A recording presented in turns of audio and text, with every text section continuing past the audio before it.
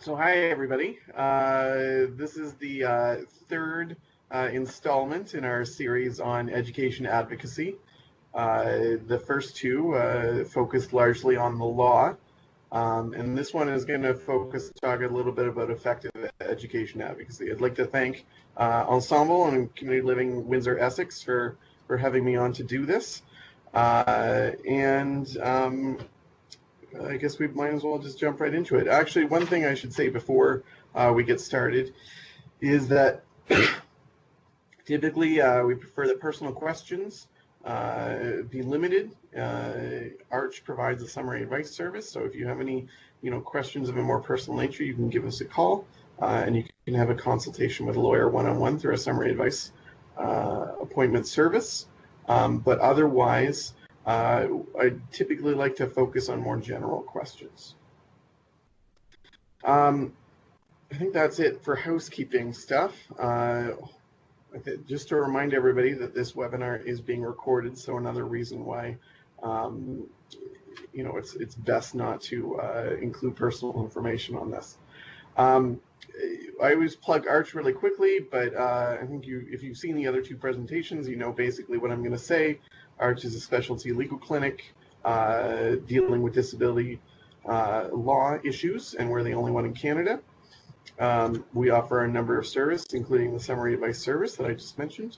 And one of our priority areas is in education. So if you have any questions or concerns, that we think a lawyer could help you out with, please give us a call, and we can provide you with some summary advice and preliminary legal consultation. We do represent in rare circumstances, but usually we only represent in circumstances where there's a systemic issue at play.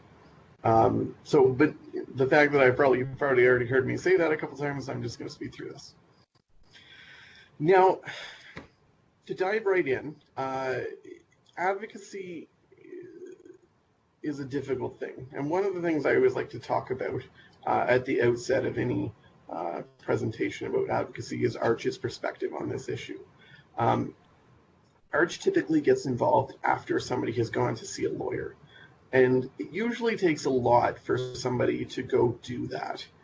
Usually the relationship is broken down, things are quite toxic, and so the advocacy tips that we have are good for most situations, but a couple of them might be more suited to a situation in which relationships are broken down. So I think it's important to be aware that I've developed this presentation, but this is the situation in which I operate, and so not some of the things I might say might not be good if you have a productive relationship with your school. The second thing, and I mean, people usually hate me when I say this, but the second thing that I always emphasize is that there is no silver bullet here. Advocacy is a lot of work. It's a skill that you have to develop, you have to practice. No one is a good advocate right away. You're not going to end this presentation, which should be, approximately 45 minutes to an hour. You're not going to end it knowing how to be an excellent advocate. What my goal here is really to talk about the 1,000 little good habits that cumulatively make the difference between a good and bad advocate. And so really this presentation is talking about the common sense habits that good advocates have, and that we all know. It's not very mysterious, but we often forget to do a lot of these things. I can't tell you how many parents have called me and they've been in a dispute with the school for years but don't have anything in writing. That's really what I'm going to be talking about today is how to position yourself so that if things really get tough when you go to the lawyer or you go to somebody else, you're going to be in a good position to enforce your rights. The other nice thing about doing all these tips as well is that they, for the most part, in I'd say 80% of cases, they will help you resolve the issue. So that's I guess the two messages I would impart is that there is no real easy shortcut to being a good advocate. It really is just practice and just the proviso that what I'm telling you is might be, some of the things might be only good in more toxic situations. So this is, when I was thinking about what makes a good advocate, this is what I came up with. Now, I might have stolen this from somewhere, subconsciously, but when I think about being a good advocate, I really think about 4 different things. One is being involved, being informed, being respectful, and keeping good records. Those are the 4 things that I think about when I think about what makes good advocacy. So I'm going to try to unpack those a little bit for you with some general suggestions and tips. So we'll start with being involved. Now, again, I emphasize some of this seems like common sense, but it's surprising how many times people don't do this. So the first thing is, you really have to attend all meetings or school events. Don't just go to these things if there's a problem. You want to be actively engaged. Oh, are you still on the first screen? Is somebody still on the first screen? Luke, I don't know if that's just me. This is Kelly, but I'm only seeing the first page of the slides. Oh, I flipped through. Okay, so maybe that's just me then. Can somebody else confirm that did they see a slide called being involved? Hang on, let me check. I'll chat.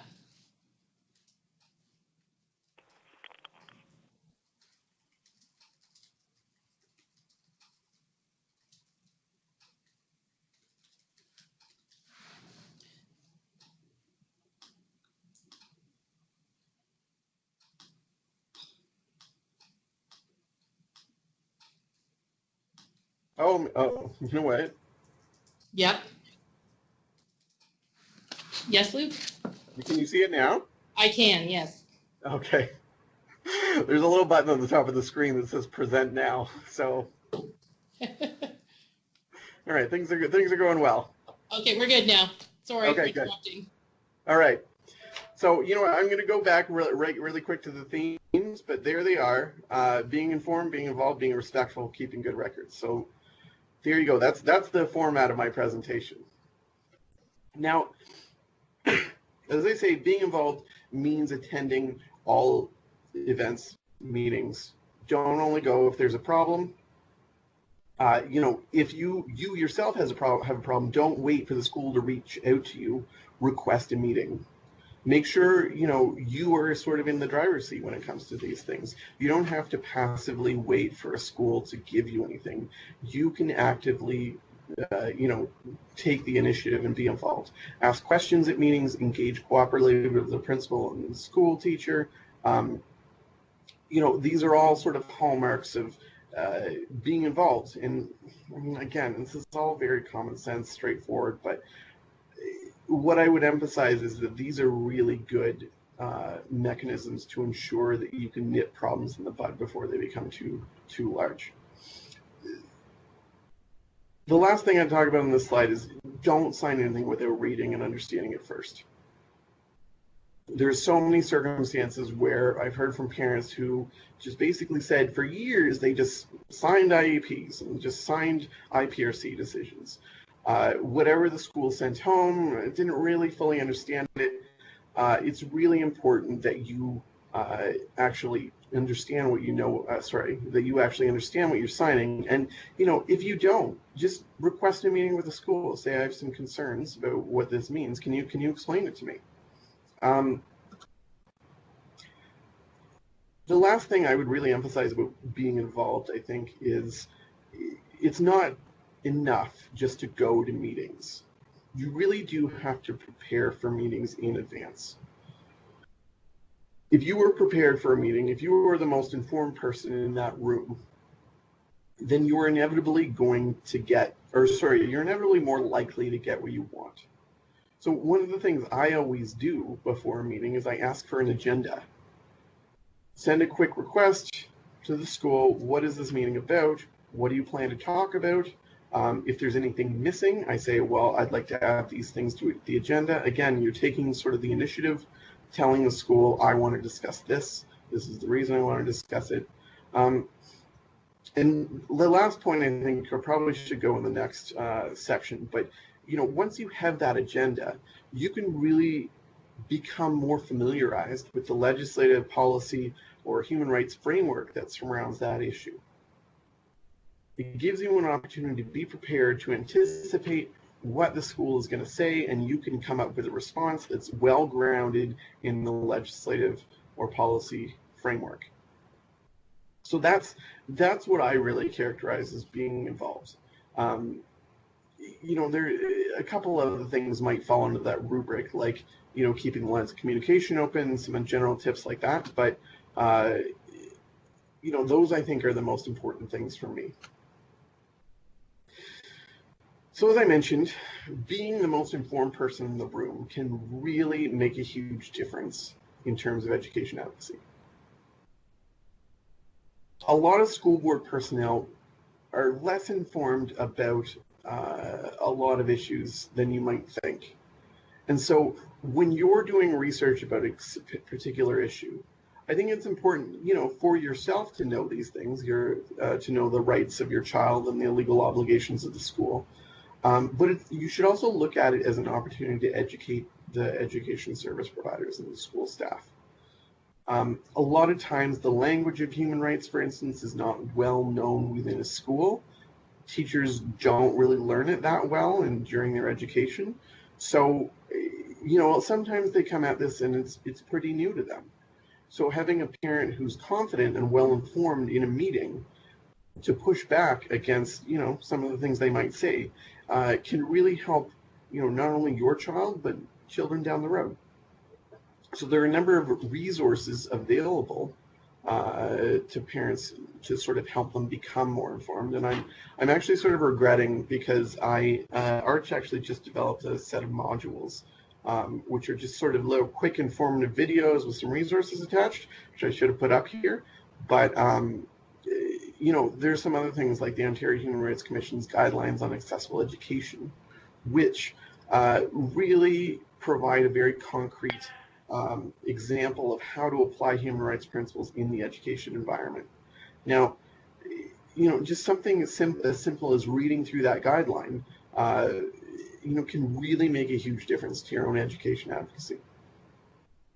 Now, I admit, this is usually the part where I can see that, a lot of this takes a lot of time. You're not going to become an expert overnight on, human rights law and education. There's not really, again, no shortcuts to that. You really just have to sit down, like the Ontario Human Rights Commission's guidelines, they're about, I think, 40 pages or so. You really just have to take a couple hours and sit down and work through them, and then think about how they apply in your particular situation. There's no shortcut around that. One of the other things that I think can really help with your own advocacy is if you're willing to reach out to the resources that you have around you. I'm thinking in terms of support services and professionals who can answer any questions about maybe the law you have, or behavioral strategies that could be put in place. Anything like psychologists, social workers, lawyers, behavioral professionals, anything along those lines. These are all people who have a small piece of the puzzle, and they can really arm you in some very specific ways, which will make you more effective in a particular meeting with a school. One of the things I meant this by engage outside service providers if necessary, but one of the things I would emphasize is that if you're engaging with these service providers or professionals, it can be so helpful to have them in the room in a meeting with the school. Whether that's a lawyer or whether that's, a behavioral specialist, having their expertise at the ready when you're meeting with school board personnel can be incredibly helpful. I can't count the number of times in which my presence I'm sure made a difference, but my presence really wasn't the deciding factor in a meeting with the school board. It was the fact that we had invited a behavioral specialist along that had worked with the child and could really push back against some of the things the school board was saying about particular accommodation strategies or, anything along those lines. Having that professional or advocate with you can really make a huge difference in terms of the education advocacy that, the quality of your education advocacy. It also really changes the power dynamic in a lot of these meetings. It can be very intimidating. School boards often have, like 12 people at a meeting, and it can be very intimidating if it's just you sitting there with these 12 people sort of in a semicircle around you. If you yourself walk in with a team of people, like whether it's your husband or wife or like a support worker or an advocate or a professional, all of these people, if you create a big team that can go in and work with the school on a particular issue, provide them with a new perspective, poke holes in their own approach, then you're going to be much better positioned to basically win the argument. I'm going to tell everybody to stop me if you have any questions. I mean, a lot of this is pretty straightforward, but there can be some nuances or that sort of thing. The third theme, and I can't emphasize this enough, I really, really can't. And I mean, I think this is mostly because most parents that call are usually pretty upset by the time they call me, as I mentioned. Never yell, insult staff, or question somebody else's motives. Never make inflammatory statements. Always be polite to a fault. No one has ever won an argument in this area by yelling. I can guarantee you that to be true. School boards are not intimidated by this sort of thing. They will fight you if you were perceived to be bullying.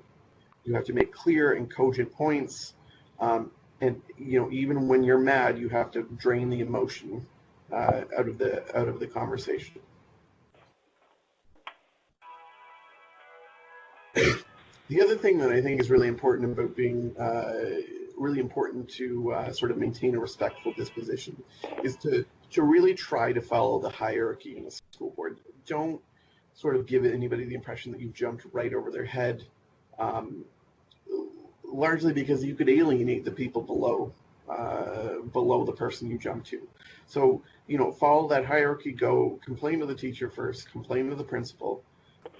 None of those people can resolve anything, go to the superintendent, then the Board of Education, and then legal options. If you do just jump over somebody's head, if you do just say, I'm tired of talking to the principal, I'm just going to go to the superintendent with this new issue, a lot of the time they're just going to send you back to the principal. They're going to ask you, have you talked to the principal yet? Well, no, so you have to go talk to him. It can be a pain. It can take a lot of time to actually do that, especially if you're convinced that the principal's not going to do anything. But it's important to take that step. It's important to show that, you made a good faith effort to address it with the principal, and now you need to go to the next step. It adds credibility to your own complaint or argument. So this is probably where I have the most to say. Keeping good records. One of the most important things, I think, as I mentioned earlier about communicating with the school and writing, is having sort of a documented record of what has gone on with your interactions with the school. Now, this is one of those things where I think, if you have a really good relationship with a school, or at least a productive one where you can resolve things, you may not want to have everything in writing. Sending a school board or a school letters, with various requests, very formal, can tend to alienate people a little bit. But the really important communications, it's always important to have those in some sort of written form. This is especially true, obviously, if you're involved in dispute. And it has the added benefit of, ensuring that expectations are on both sides, both you and the school, are pretty clear. The other thing I always emphasize about written communications is date everything. Sometimes you get letters that are just undated, no idea when these happened. In a legal proceeding, which is sort of my reference for everything, there's always a lot of questions around documents that aren't dated, so it's very important to date everything. Here's a couple of the tips for written communications. And again, very straightforward, very simple, but you know, the number of times that you get sort of letters that deviate from these tips it's astonishing. One of the most important things is that you need to clearly identify the issue you're trying to address. You want to avoid general complaints. You want to let the school know exactly what you're talking about, and you want to make a specific request of them. Do not leave it to them to figure out what you want. And then once you've done that, you need to explicitly justify your request and use human rights language if necessary, but you know, explain to them why you're concerned. So, you know, that's really three things. Identify the issue, make a specific request, explicitly justify your request. Give them all of the information they need to act on your letter. Otherwise, they're just going to call you in, you know, like, what is this letter about? Is you getting this back and forth? You know, when you make a specific and, you know, targeted letter like that, you're going to get better results than sort of a more general letter. Again, sort of in keeping with being respectful, avoid making accusations or singling anybody out. You know, exploding in a meeting is one thing, but well, thank you for that. Sorry, I'm just reading the comment. Exploding in a meeting is one thing. You know, you're going to probably alienate somebody forever, but you know, when you make a written accusation that is being perceived as, and I mean, it's when you see that they're going to be perceived as being unreasonable, it's going to be spread around, and you know that you know, everybody's going to have that. You're going to get that reputation, basically. Try to avoid that. Edit your letter thoroughly. I can't tell you all of my correspondence is edited. All of it's, you know, looked at by at least one other lawyer here. If you have a lot of typos, spelling mistakes, you know, if you're not using paragraphs, it's really going to undermine your credibility.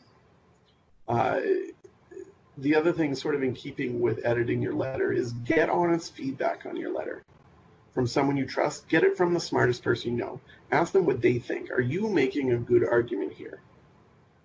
That honest, objective feedback is the most important thing about writing to the school. You need to know from somebody, you know, what the flaws in your argument are before you send that letter. And actually, maybe that's not the most important thing. I think the last thing is the most important thing. When you're writing a letter, you need to tell a sympathetic story. Do not make the letter about your fight with the school. The story needs to be about your child, what they need, the challenges they face, and, you know, even the importance of education. If you're framing that, if you're framing your request in the context of that story, you're going to make a much more compelling argument. People are going to be more sympathetic to why you're making this request. They're going to understand that it's not about you just trying to be a jerk. It's the fact that you really, you know, believe strongly, and that there's objective evidence to demonstrate that, you know, something is required to give your child meaningful access to education. So those are I think, the really important things about letter writing. You may want to, you know, at various points, contact a professional, call, you know, Arch for summary advice, or call another lawyer or whoever to get feedback on how, you know, you're laying things out. The professionals, as I mentioned, can have some valuable insight into making a compelling case. Now that's sort of the stuff going out. In terms of the stuff that comes in, it's so important to keep all official school documentation, drafts of IEPs, final IEPs, IPRC decisions, and keep them, basically keep it organized. It's not going to help you to have 12 drafts of an IEP sort of just crammed in a folder somewhere. It's going to be really difficult to know which one was the most recent one, which one was the one that was actually agreed to. That's actually one of the consistent problems that we encounter when we're representing people, is that there has been usually been 10,000 drafts of an IEP, none of which a parent ultimately signed, but it's very difficult sometimes to tell which was the last IEP. What was the last thing that the school finally agreed to? When you don't have records that you suspect are relevant, you need to ask the school to see them. Ask them to see what's in their Ontario student record. Now, it's not clear in the Education Act that you have a right to copies of the Ontario student record, although a lot of school boards will give you copies of that. But you do have a right under there to see what's in the record. Take notes during meetings. And this is one of the reasons that it's very important to bring a team with you to any sort of meeting with the school where you're having a dispute. It's going to be very difficult to take notes during a meeting while you're engaging with school personnel. So it's always helpful to have that extra person there, whether it's, again, your partner, spouse, or whatever, or just your friend. Just say, I'd like to invite this person. They're going to be here. They're going to take notes just to help me keep up. And the fact is that they also are witness to what was actually said in a given meeting. You can, again, I'm always thinking about later on down the road, if you ever get to a legal proceeding, you can call that person as a witness and they can say on the stand, yep, the school agreed to do this on this date. I have the notes here to prove it. It makes you a much more credible claimant if you're doing it in a legal proceeding, but it also helps keep people accountable. Them knowing that you had a person there taking notes, sort of perks them up a little bit. Says to them that they are going to be held accountable in this situation. Keep a journal of education-related events and on your observations. That's can be incredibly helpful. I always think about it in terms of if there's a behavioral issue, the school's dealing with behavioral outbursts, and you're keeping track of when those outbursts happen, and you may notice a pattern. Oh, on this day such and such an incident happened, but it was preceded by this.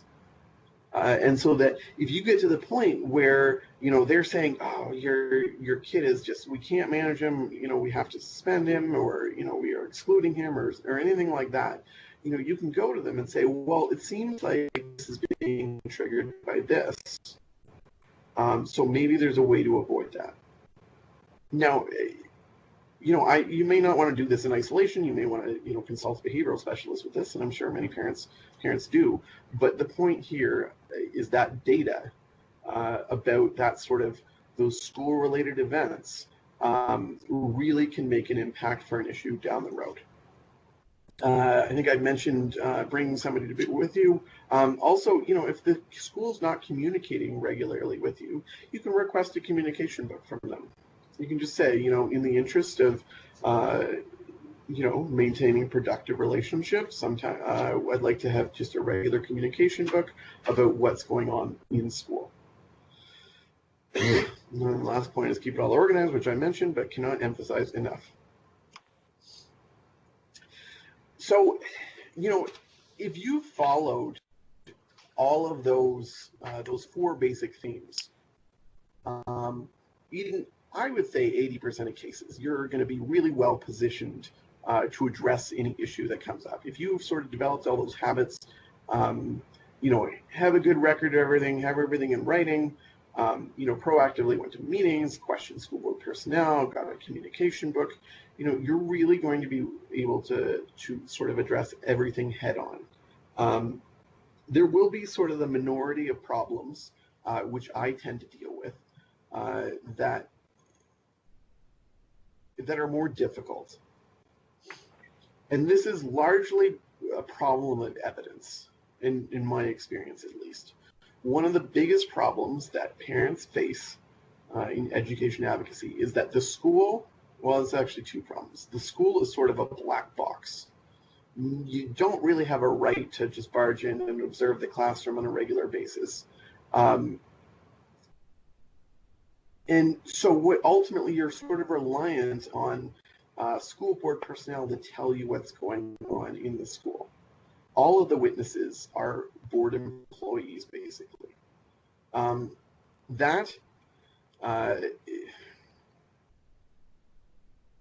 sorry, I was distracted by the chat a little bit.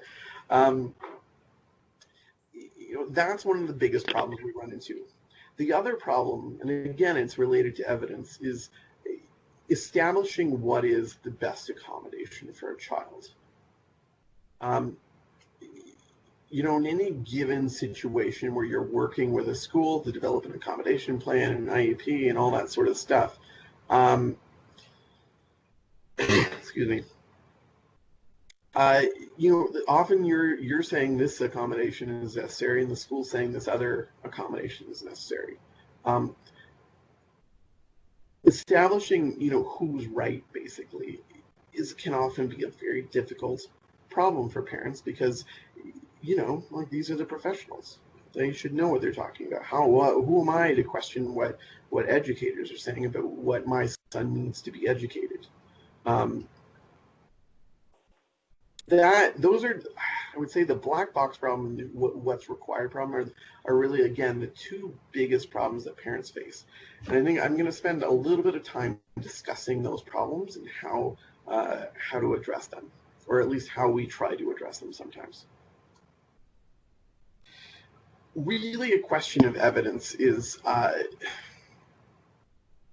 answering the question, how do you know what you know? We all have a sense of what's going on in the school. We all have a sense of what our child needs to be educated. But when you're tackling this issue, when you're trying to effectively advocate for your child, you need to break it down into the set of facts that you need to prove in order to basically win the argument. And you need to ask yourself, how do I know each of these things to be true? So in the example of, proving that an EA is necessary, how do I know what is that my child needs an EA? And so, I'm just doing this off the top of my head, but like some of the things you might need to prove is that, okay, well, my child's disability, that's pretty easy. My child's disability may be related to, may have some behavioral concerns. As a result, and maybe they're prone to flight. I'm just trying to think of some of the other facts that might be necessary there. If they're prone to flight, what sort of supervision is necessary?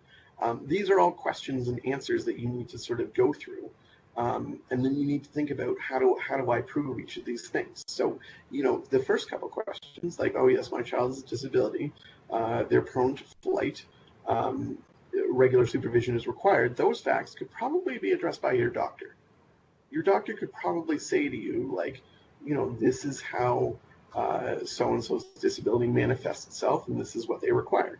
Some other things related to more academic accommodations might be a little bit more difficult because, again, you're sort of straying into the realm of the teacher's expertise, I guess is what you'd call it. So, you're sort of at an inherent disadvantage in those circumstances, but, there may be resources out there that can help you establish what is or is not necessary as an accommodation for your child. So, but to sort of get back to what I was talking about, the big question is, how do I know what I know? So in terms of overcoming the hurdle of, I guess, what I just called the black box of the school, and knowing what accommodation is necessary, I've already alluded to the fact that professionals can be really helpful in those scenarios. They can be helpful from the perspective of making recommendations, but in a lot of cases, schools may be more willing to have third-party professionals in to actually observe the child in the environment and then make recommendations about what would be best for the child, and to have that third party make a report for the school about what's necessary. I've had a number of cases which sort of turn on the opinion of a professional who was actually allowed to visit the school and do an assessment and make a report. If you have a professional who's willing to do that and cooperate with you, and to some extent it's going to be cooperating with the school as well, then you're in a much better position to get what your child needs. Now, the accessibility to these professionals is always a concern. Not everybody has a psychologist in their back pocket. So that is one of the more challenging things that I don't have an amazing answer for you for. But you'd be surprised at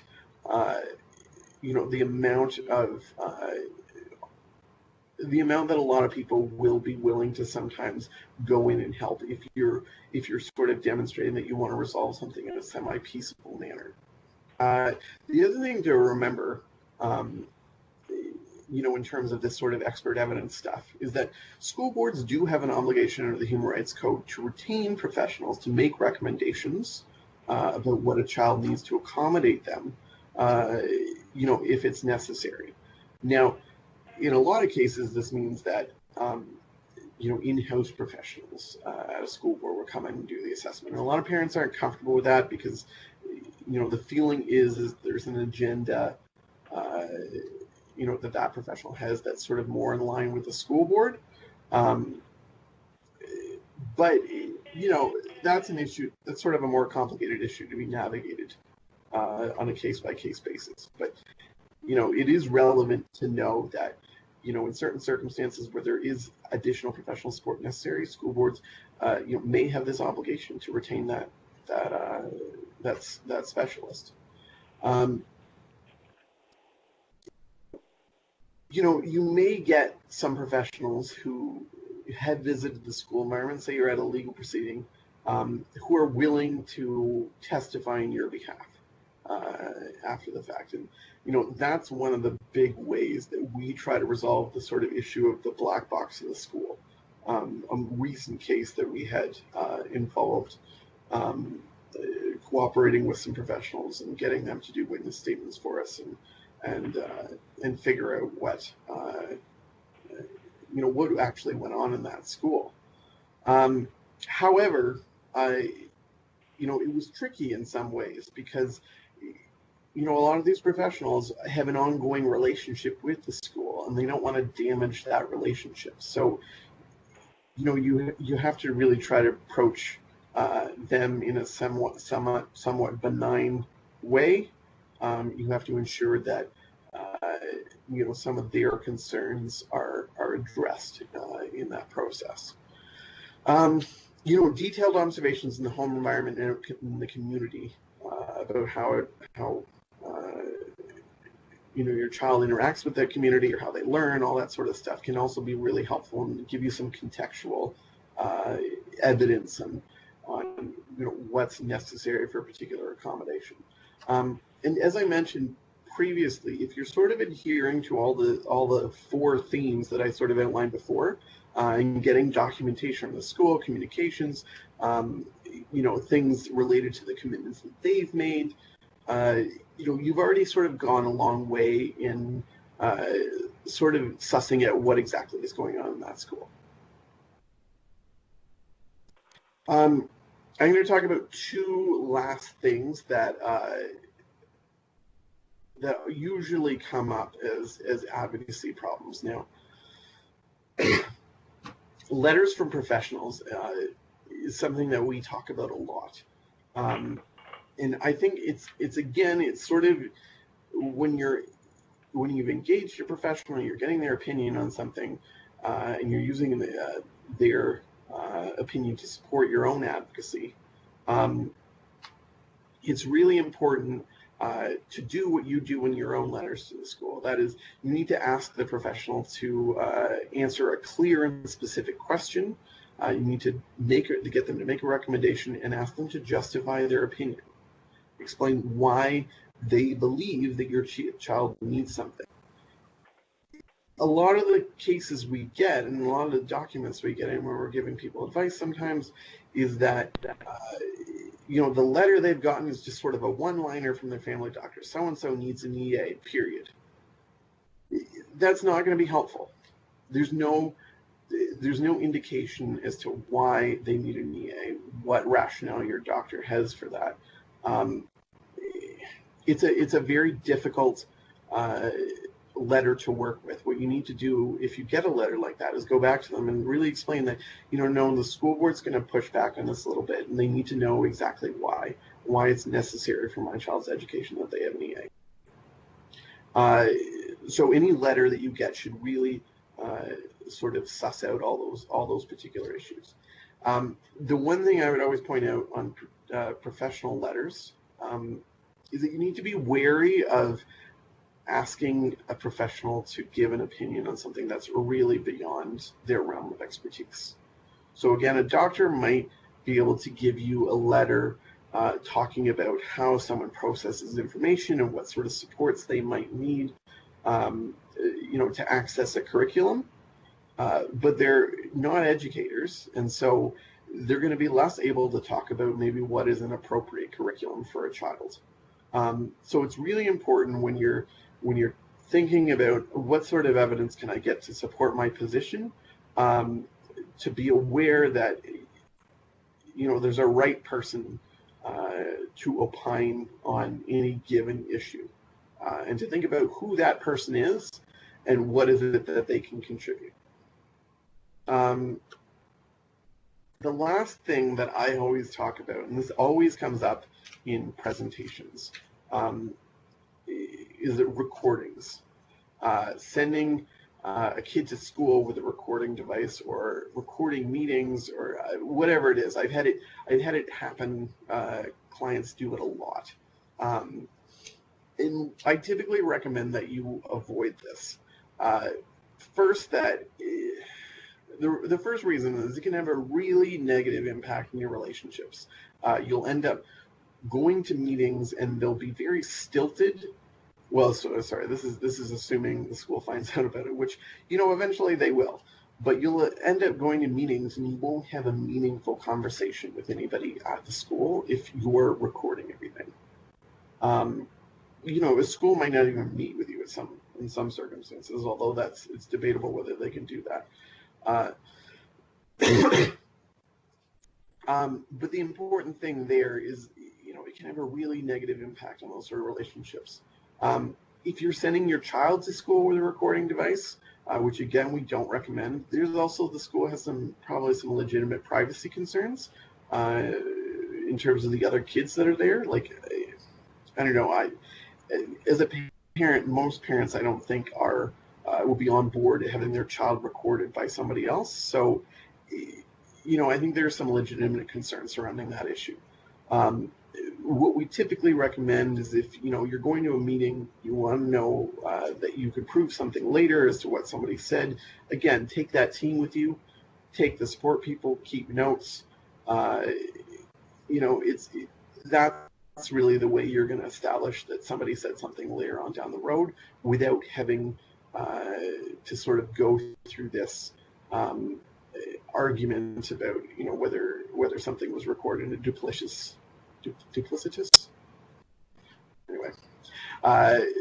manner.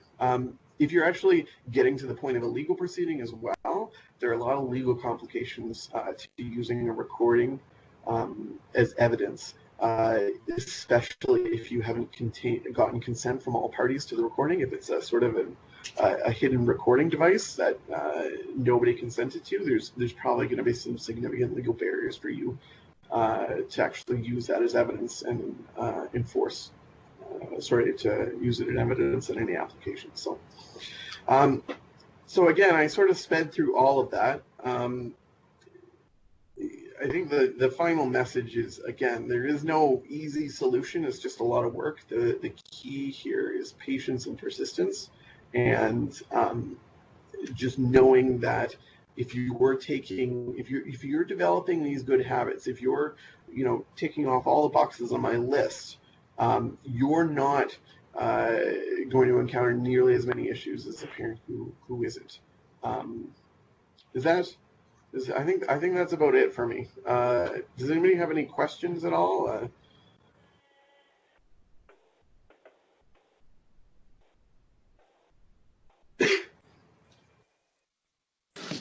second.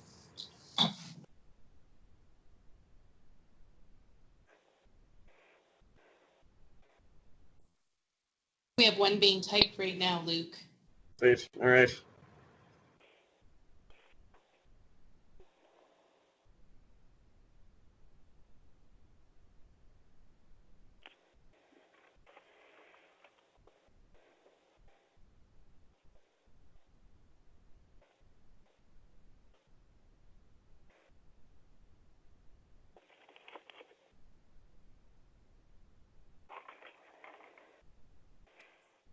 Oh, that's an interesting question.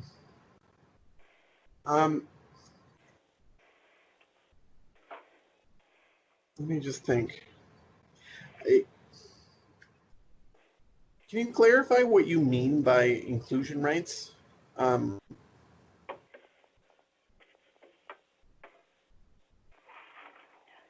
guess I'm just trying to think of, do you mean, the right to be in a workplace experience program or included in a workplace experience program, period? Or is that?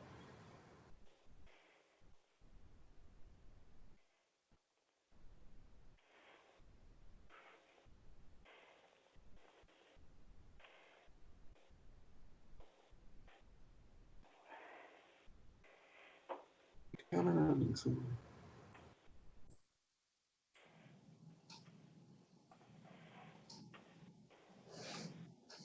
don't know.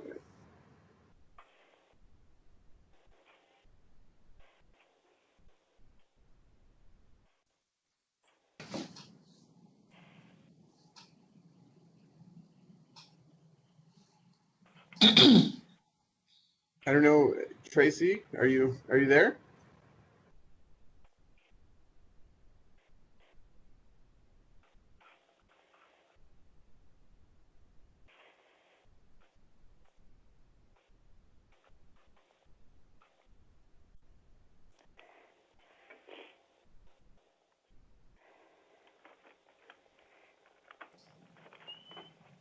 She's typing now, Luke. Oh, sweet. Okay.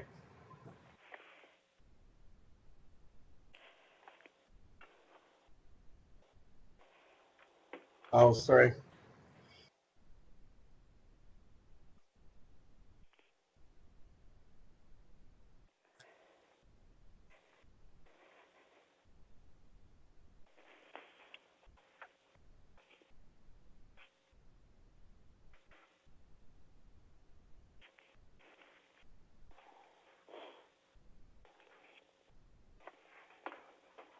If any of you want to ask a question, you should be able to unmute. There's a mic bottom at the bottom of the screen, if that works better than using the chat function.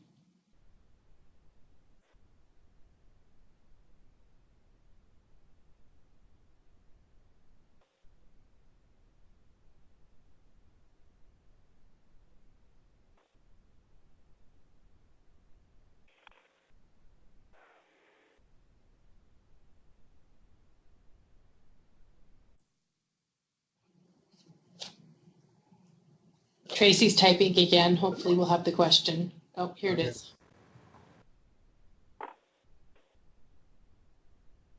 So work experience confined to school versus community inclusion.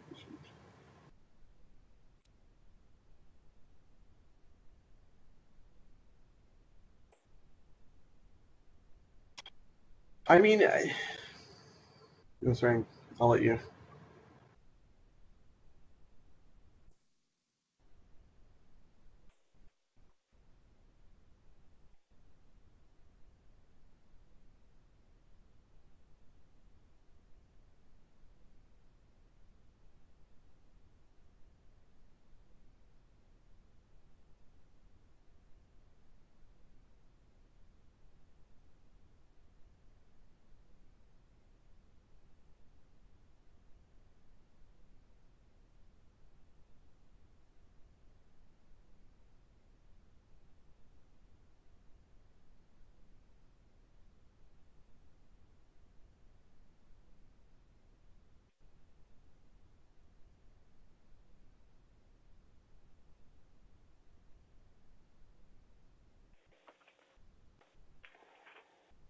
Okay.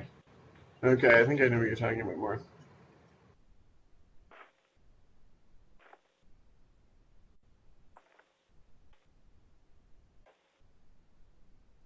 I see. So it's actually you bring up a really good issue. It's a complex issue. Um, the legal principles that sort of apply to it are pretty straightforward. Um, you know, school as a service that is, somebody with a disability is entitled to under the Human Rights Code.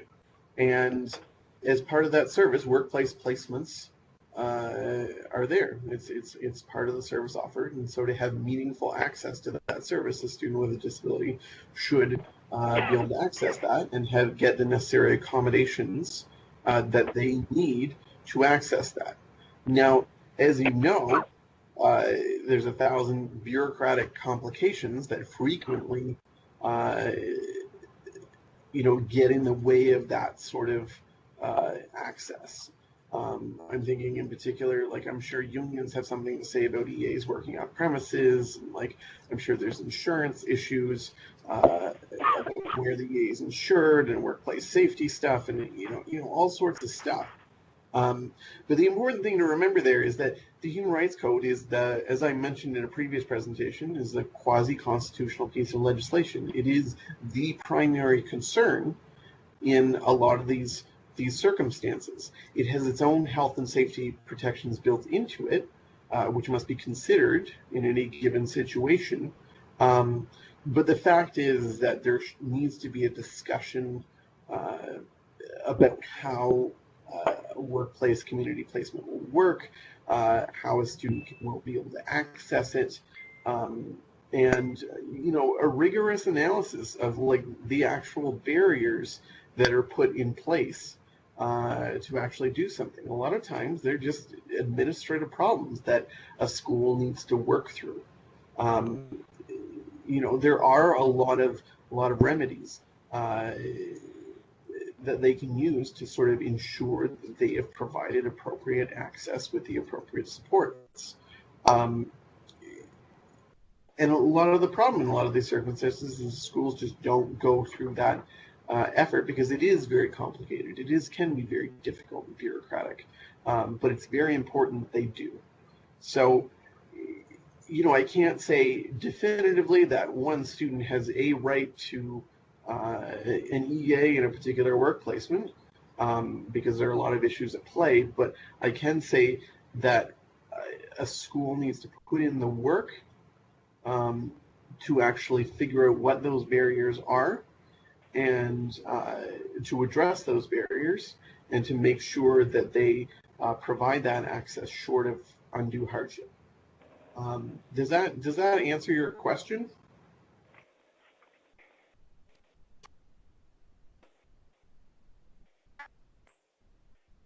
Exactly. Yeah, I echo that thought absolutely. Okay, so are there any other questions at all? Oh, here we go. Yes, they are on our website. So you can just go to Arch's website. There are a couple very short videos.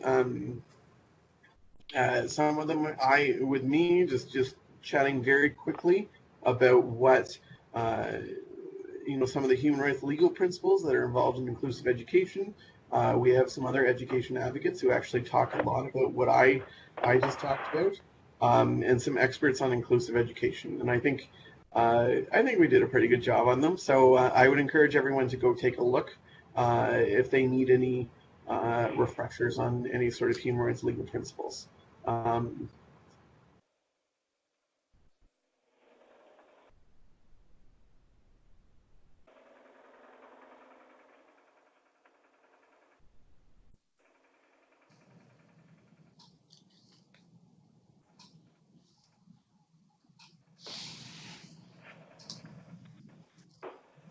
Thank you so much, everyone. If you have any further questions, we could have them now. Otherwise, I think we'll end the presentation if we have no further questions. Hello? Oh, do we have one more? I think somebody was typing something. Oh, you're welcome. I hope it helps everyone. I really do. I think there's a lot of this information is something I had to learn the hard way sometimes. But so I hope you all don't have to make the same mistakes I did. All right. Hello. Is that it, Kelly? I think we have someone else trying to ask something. Oh, Luke, are we? can you hear another person, or is that just me? I don't. I'm hearing someone say hello. Do you want to ask the question just to me, and I'll ask Luke?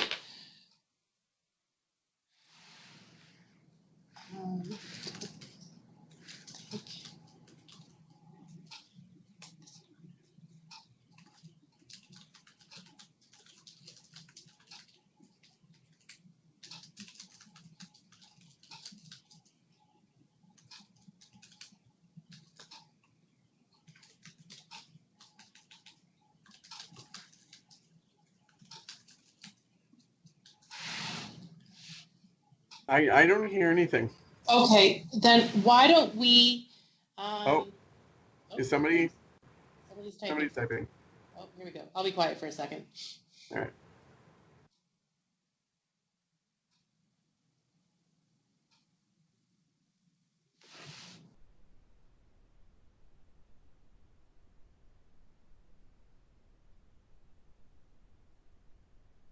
Oh. You know what?